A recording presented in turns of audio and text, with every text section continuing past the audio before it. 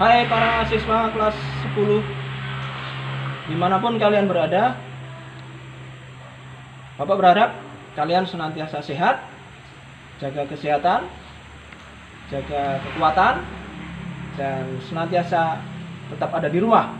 Karena sekarang masih kondisi keadaan adanya pandemi COVID-19 yang kita semua sudah tahu.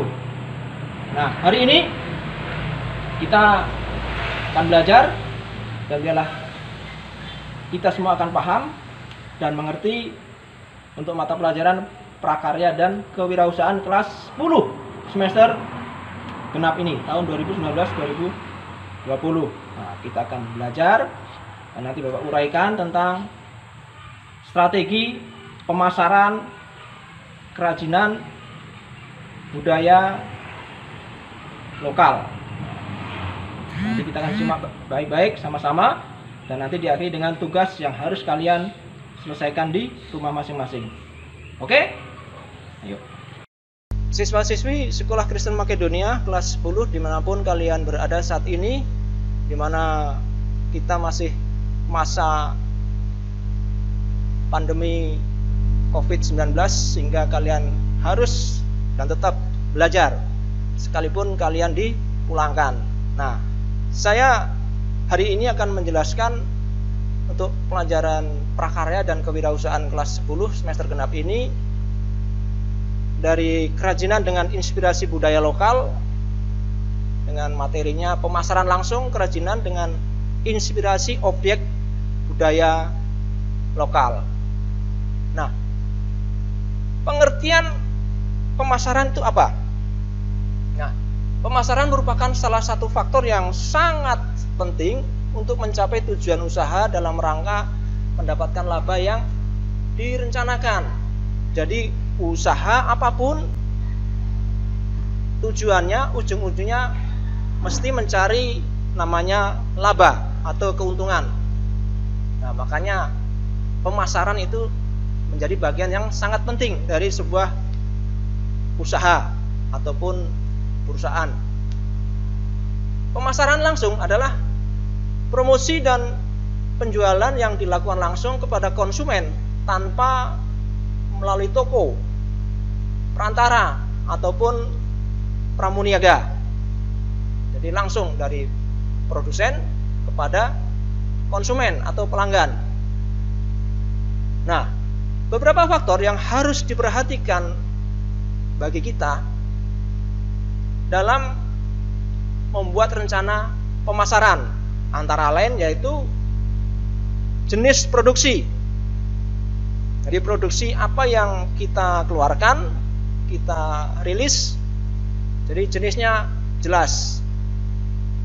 Persaingan produk, jadi produk yang kita keluarkan tentu ada persaingan, artinya ada pihak lain yang juga memproduksi barang-barang atau jasa yang sama, mirip dengan yang kita keluarkan.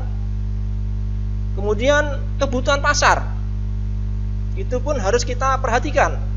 Pasar yang membutuhkan untuk memenuhi permintaan konsumen. Dan tujuan pemasaran itu sendiri apa? Kita juga harus perhatikan. Dan yang tidak kalah penting, yang berhubungan langsung dengan produk itu sendiri, yaitu harga jual, kualitas, dan kemasan. Nah, itu yang perlu kita perhatikan. Jadi pengertian dari pemasaran langsung. Nah, para siswa sekalian, dimanapun kalian berada, yang harus kita perhatikan di dalam pemasaran yaitu ada yang namanya strategi pemasaran. Jadi kalau kita berusaha harus punya strategi. Strategi yang pertama adalah produk, yaitu menyangkut produk. Yang kedua price atau harga.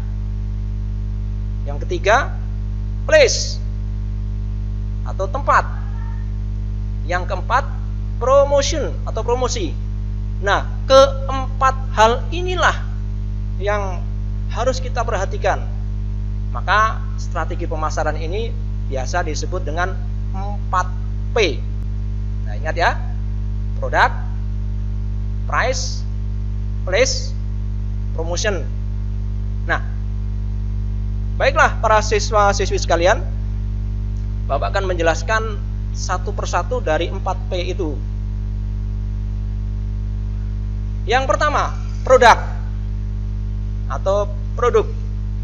Nah, beberapa hal penting yang harus diperhatikan untuk produk-produk kita.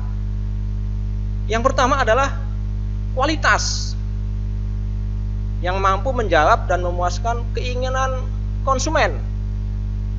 Jadi setiap kita mengeluarkan produk, barang ataupun jasa harus punya kualitas, sehingga pelanggan atau konsumen akan mencari produk kita yang punya kualitas. Yang kedua, kuantitas yang sanggup memenuhi kebutuhan pasar.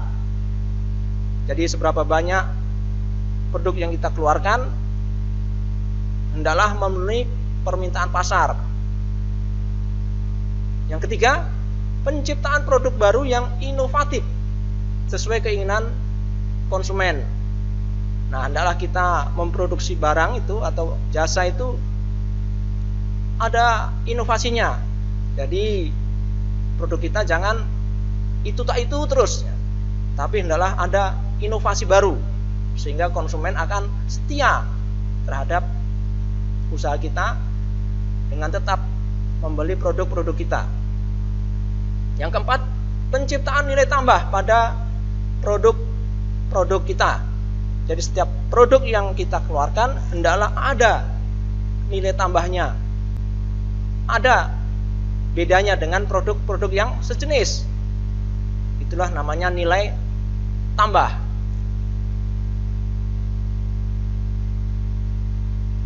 Nah, yang kelima, penciptaan produk yang mempunyai daur hidup atau life cycle yang panjang. Jadi produk kita yang kita keluarkan mempunyai life cycle yang lebih panjang, tidak bersifat musiman, tidak hanya booming sesaat, habis itu hilang lagi, tidak ada beritanya lagi. Nah, itulah para siswa tentang produk, hal pertama atau P yang pertama. Kemudian P yang kedua adalah price atau harga. Beberapa hal yang perlu dipertimbangkan untuk kita menentukan harga. Yang pertama adalah mempertimbangkan harga pokok produksi kita. Jadi kita sudah mengeluarkan produk, tentunya kita sudah punya hitung-hitungan dari bahan yang kita beli, kemudian biaya operasional yang sudah kita keluarkan, dan akhirnya kita bisa mencari, memilih produk kita unggulan atau tidak, dan biarlah kita bisa mengeluarkan atau merilis produk kita sudah ada harga pokoknya atau harga produksinya. Kemudian yang kedua, produk kita adalah menyesuaikan harga produk dengan pasar yang ada, pasar yang kita bidik. Pasarnya ke siapa? Pasarnya di mana? Jadi kita lihat pasar kalau kita akan menentukan harga produk. Apakah pasarnya masyarakat umum? Apakah para pelajar, mahasiswa, atau ibu-ibu rumah tangga, atau para pegawai di perkotaan, dan sebagainya. Jadi kita lihat pasar yang akan kita bidik. Yang ketiga, melakukan perbandingan harga dengan produk sejenis yang sudah ada di pasar. Nah, tentunya sebelum kita menentukan harga, kita lihat dulu produk yang sejenis punya kita berapa harga di pasaran yang sudah ada lebih dahulu daripada punya kita, tentunya kita sudah bisa melihat, membandingkan. Nah, adalah jangan terlalu jauh bedanya dengan harga yang sudah ada. Nah, itu masalah price. Yang ketiga adalah place atau tempat, ya. Apa saja yang perlu kita perhatikan, kita pertimbangkan untuk menetapkan tempat menjual produk kita itu. Nah, kita bisa melihat lokasi penjualan sebaiknya yang mudah dijangkau konsumen. Apakah lokasinya strategis, dekat jalan, dekat tempat umum, dekat terminal, atau dekat stasiun, atau dekat dengan komplek di mana masyarakat banyak berkunjung atau ada di mana mereka saat itu. Kemudian lokasi penjualan memiliki fasilitas yang memuaskan konsumen. Nah, kalau fasilitas ada di lokasi penjualan itu biasanya juga mempunyai nilai tambah dalam hal kita akan menentukan tempat di mana akan kita pilih itu. Dan ketiga, lokasi yang mempunyai nilai tambah seperti ada area bermain anak atau keluarga, atau suasana belanja yang nyaman seperti kita bertamasya di tempat belanja itu, dan ada konsep yang namanya one stop shopping. Nah, itulah ketiga hal itu yang perlu kita perhatikan untuk menetapkan tempat menjual produk-produk kita. Nah, P yang keempat, nah itu promotion atau promosi. Saluran promosi yang bisa digunakan dalam membantu meningkatkan penjualan produk bisa melalui media sosial atau website, atau kita membuat blog sehingga kita akan mengenalkan produk-produk kita melalui media tersebut, media yang sudah ada.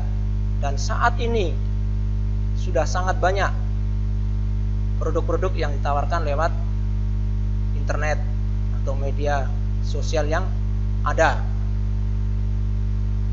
Bisa mengikuti berbagai event yang ada di sekitar kita, di mana kita berada atau di mana kita memproduksi barang kerajinan kita. Apakah di sekitar kita ada pameran, ada bazar, atau biasanya Pemda setempat mengadakan eksposisi atau pameran pembangunan. Jadi mereka menyelenggarakan untuk mempromosikan para pengusaha masyarakat di sekitar daerah atau kota tersebut. Bahkan tidak sedikit swasta juga banyak yang menyelenggarakan pameran yang semuanya berujung untuk mempromosikan produk-produk daerah yang ada di kabupaten, kota tersebut. Nah, kesempatan seperti itulah kita bisa memanfaatkan dengan baik untuk memamerkan hasil produk kita. Yang berikutnya, bisa mengadakan promosi penjualan yang merupakan insentif jangka pendek untuk meningkatkan penjualan. Ini biasanya disebut dengan sales promotion. Biasanya event-event ini diadakan menjelang Natal, menjelang Lebaran, atau menjelang Imlek dan sebagainya. Para pedagang atau para produsen memanfaatkan momen sepertinya supaya meningkatkan penjualan mereka. Sehingga dengan meningkatkan penjualan, sehingga produksi bisa terus bertumbuh, berkembang, dan terus diproduksi. Dan yang tidak kalah penting, melalui hubungan masyarakat. ini merupakan bentuk komunikasi personal dalam bentuk berita sehubungan dengan produk-produk tertentu melalui media massa, sehingga dengan pemberitaan oleh media setempat, baik media cetak atau media elektronik yang meliput atau menyampaikan apa aktivitas kita, apa usaha kita, itu bisa menjadi sarana untuk memperkenalkan produk-produk kita kepada masyarakat. Nah, para siswa sekalian, itulah 4P ya, yang sangat penting untuk kita melangkah sebelum kita menyusun strategi pemasaran bagi produk-produk kita. Nah, pemasaran langsung untuk produk kerajinan inspirasi budaya lokal ini bisa menggunakan berbagai saluran untuk menjangkau para pelanggan. Bisa kita lakukan di tengah-tengah masyarakat, dimanapun kita berada, dimanapun usaha kita kembangkan. Pertama, penjualan tatap muka adalah dengan kunjungan penjualan ke lapangan. Jadi kita bisa langsung ke konsumen, ke pelanggan, untuk kita bertemu dengan mereka. Itulah yang bisa kita lakukan. Yang kedua, pemasaran surat langsung adalah dengan mengirimkan surat penawaran atau pemberitahuan sebagai pengingat atau barang-barang lain kepada seseorang di alamat tertentu. Kita biasanya sudah punya listnya, alamat-alamat pelanggan atau customer yang hendak kita kirim surat tersebut. Dan 3, pemasaran melalui katalog adalah dengan mengirimkan 1 atau lebih katalog untuk produk pada penerima yang terpilih. Jadi kita bisa memilih di antara list yang sudah ada, kita sudah punya, kita pilih untuk kita kirim dengan katalog produk-produk kita, sehingga akhirnya akan sampai pada penerima. Yang keempat, ada namanya telemarketing, adalah menggunakan operator telepon untuk menghubungi para pelanggan baru, untuk kontak dengan pelanggan baru, untuk mengetahui dengan pasti bagaimana tingkat kepuasan para pelanggan. Ini bisa juga merupakan sebuah survei untuk mengetahui bagaimana penyerapan produk kita. Yang kelima, melalui televisi atau media dengan tanggapan langsung lainnya adalah mempromosikan penjualan secara langsung seperti media iklan, tanggapan langsung, atau saluran belanja di rumah, video teks, TV interaktif, dan sebagainya. Ini sudah banyak dilakukan promosi di media-media televisi atau media yang lain secara online, sehingga setiap penonton atau pemirsa di rumah masing-masing bisa langsung meresponi, bisa langsung melakukan penawaran, bisa langsung kontak pada pihak mereka. Dan keenam, pemasaran melalui kios berupa mesin penerima pesanan pelanggan. Ini sudah ada yang melayani bagi setiap para pelanggan yang sudah mengetahui di mana alamat produk kita yang sudah kita tawarkan tersebut. Dan yang ketujuh, saluran online adalah saluran elektronik, dengan istilah populer sekarang adalah perdagangan elektronik atau e-commerce. Ini sudah banyak. Yang pasti sejak 10 tahun terakhir, perdagangan elektronik atau e-commerce sudah booming, sudah mendunia, sehingga setiap perdagangan, baik jasa atau produksi, bisa secara online. Kita di rumah bisa pesan barang, dalam waktu beberapa jam barang yang kita pesan bisa datang sampai ke tempat kita. Apalagi dengan gadget sekarang yang sudah begitu canggih, dengan aplikasi yang ada, kita tidak perlu repot-repot, sehingga dengan e-commerce ini kita bisa pesan barang kita dan cepat sampai pada waktu yang kita perlukan. Itulah para siswi dan siswa sekalian yang ada di rumah, di dalam strategi pemasaran maka ada yang harus kita perhatikan. Nah, sebelum mengakhiri pertemuan kita pada hari ini, jadi media promosi apa yang bisa kita gunakan di dalam sehari-hari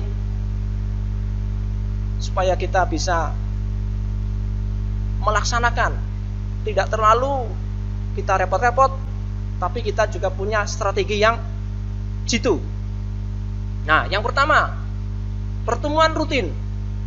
Ini bisa kita lakukan mengikuti adanya pertemuan-pertemuan rutin, baik dari area paling kecil, mungkin tingkat RT, RW, kompleks perumahan, asrama, ataupun kita ada arisan, atau di antara komunitas kita, alumni.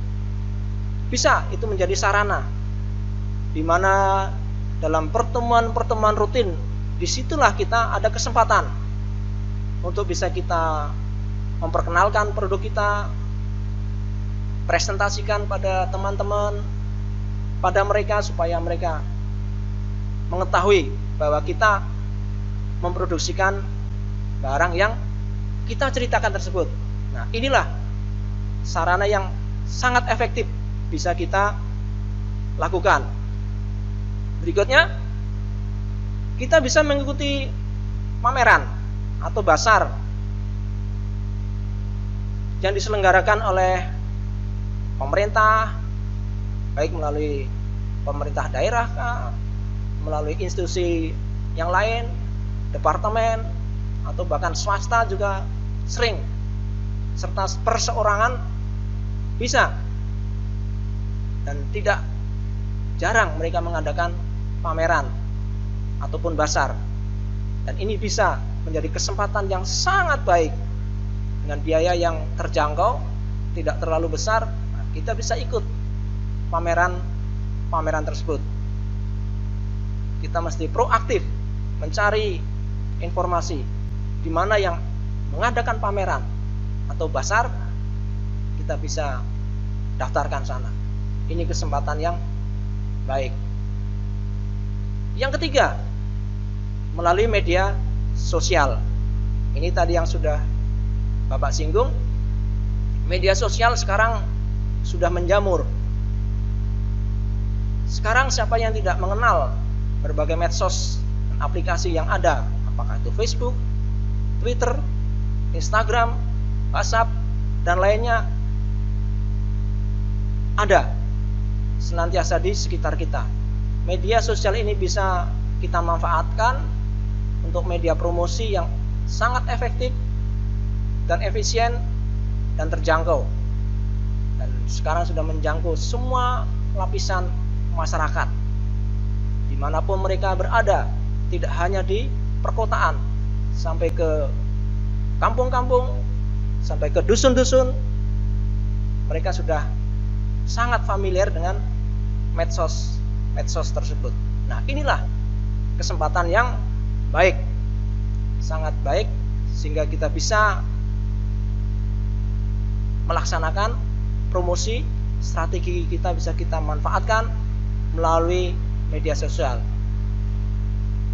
Nah, itulah para siswa-siswi sekalian, dimanapun kalian berada, materi untuk hari ini yaitu strategi pemasaran untuk kerajinan inspirasi budaya lokal. Hendaklah kita bisa memanfaatkan sarana yang ada, berbagai kesempatan yang ada bisa kita manfaatkan. Nah, untuk menutup siang hari ini, apa yang menjadi materi pembelajaran kita, pernah Bapak sampaikan di kelas, mungkin ada yang ingat atau belum pernah dengar, ada cerita begini. Ada 2 orang salesman, di mana mereka yang satu berhasil, satu mengalami kegagalan. Salesman pertama, dia diberi kesempatan untuk menjual produk mereka berupa sisir. Dia datang ke tempat ibadah yang banyak pengunjung. Di situ dia sudah keliling ke sana kemari. Sudah beberapa jam dia menghabiskan waktu di situ. Ternyata dia tidak berhasil. Hanya beberapa buah sisir yang berhasil dia jualkan kepada para pengunjung. Nah, salesman yang kedua ini, di waktu yang sama, dia datang ke tempat yang sama, dia berhasil menjual sisir dalam jumlah yang cukup banyak. Jumlahnya ribuan. Dia berhasil menjual sisir di tempat tersebut. Nah, apa kuncinya?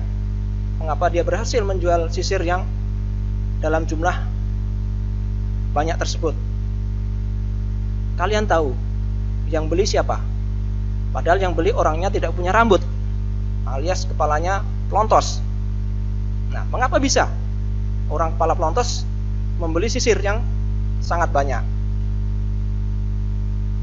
Nah, rupanya para siswa-siswi sekalian, si salesman ini berhasil membujuk dan berhasil meyakinkan kepada biksu tersebut, di mana biksu itu punya tanggung jawab untuk mengelola tempat ibadah tersebut yang setiap hari dikunjungi oleh banyak pengunjung, bahkan tidak sedikit wisatawan dari mancanegara. Dan biksu tersebut, dia membeli sisir yang jumlahnya ribuan tersebut untuk apa? Nah, rupanya dia membeli sisir tersebut dan akan dibagikan kepada para pengunjung sebagai souvenir atau cindera mata, sehingga setiap para pengunjung tempat ibadah tersebut akan dibagikan sisir tersebut yang dia sudah beli dari salesman yang kedua. Nah, akhirnya para pengunjung atau wisatawan tahu, mengenal bahwa di situ ada tempat ibadah dari apa yang sudah dibagikan oleh biksu tersebut. Nah, dari sini kita boleh belajar bagaimana kita bisa meyakinkan, bagaimana kita bisa membujuk. Ya, karena kita sudah belajar strategi pemasaran, strategi promosi kita. Kita sudah pelajari produk kita sudah mempelajari lokasi kita sudah mempelajari harga jual produk kita. Itulah para siswi dan siswa sekalian dimanapun kalian berada, sehingga kita bisa mengerti bagaimana strategi pemasaran yang sudah kita jalankan. Dan kalian di rumah ada tugas untuk dikerjakan dan nanti dikumpulkan paling lambat tanggal 15 Mei ya. Bisa lewat WA, lewat email, atau lewat messenger Facebook Bapak, dan kumpulkan, jangan terlambat.